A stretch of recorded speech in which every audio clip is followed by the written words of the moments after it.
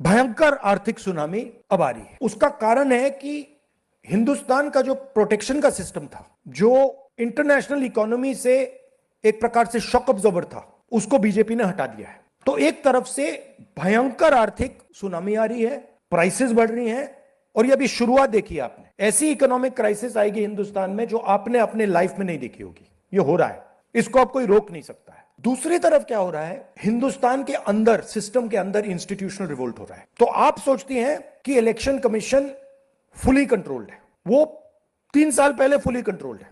Chief election commissioner के messages मेरे पास आ रहे हैं, head of intelligence system, senior judiciary, सारों के सारे रिवोल्ट कर रहे हैं, इंफॉर्मेशन दे रहे हैं हमें।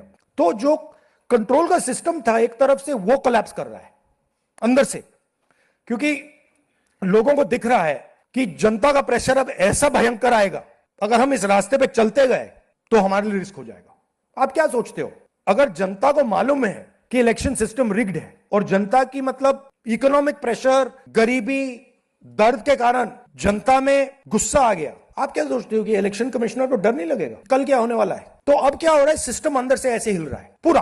और मैं आपको ये बता दूं कि मेरे पास इंफॉर्मेशन आ रही है, सिस्टम मुझे इंफॉर्मेशन दे रहा है, मोदी जी के बारे में, शाह जी के बारे में, उनके बेटों के बारे में, मिनिस्टर्स के बारे में, अजीत डोवल के बारे में पूरा इंफॉर्मेशन है, धड़ाधड़ धड़ाधड़ धड़ाधड़ हमारे सिस्टम से आ रहा है। अब ये हो सकता है कि जनता के प्रेशर को ये सप्रेस करने की कोशिश करें, इमरजेंसी जैसी चीज कर दे, हो सकता है। बट अब हम दूसरी स्टेज में जा रहे हैं। पहले हम फुल कंट्रोल स्टेज में थे, अब ये आउट ऑफ कंट्रोल जा रहा है इनके। मैं मोदी जी के पास जाता हूं, जब मीटिंग में जाता हूं, मैं आपको बताऊं, मेरे पास मोदी जी के पर इतना इंफॉर्मेशन है, मोदी जी जानते हैं, मैं भी जानता हूं।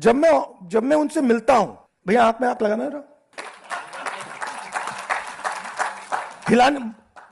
हिलना पड़ता है, क्योंकि वो जानते हैं कि जिस सिस्टम को मैंने कंट्रोल किया था वो सिस्टम कोलैप्स कर रहा है और पूरा इंफॉर्मेशन इसको दे रहा है। तो ये डायनामिक चल रही है। और आप देखना, मेरे अंदाजे से, मेरा असेसमेंट है, 1 साल के अंदर मोदी जी प्राइम मिनिस्टर नहीं होंगे।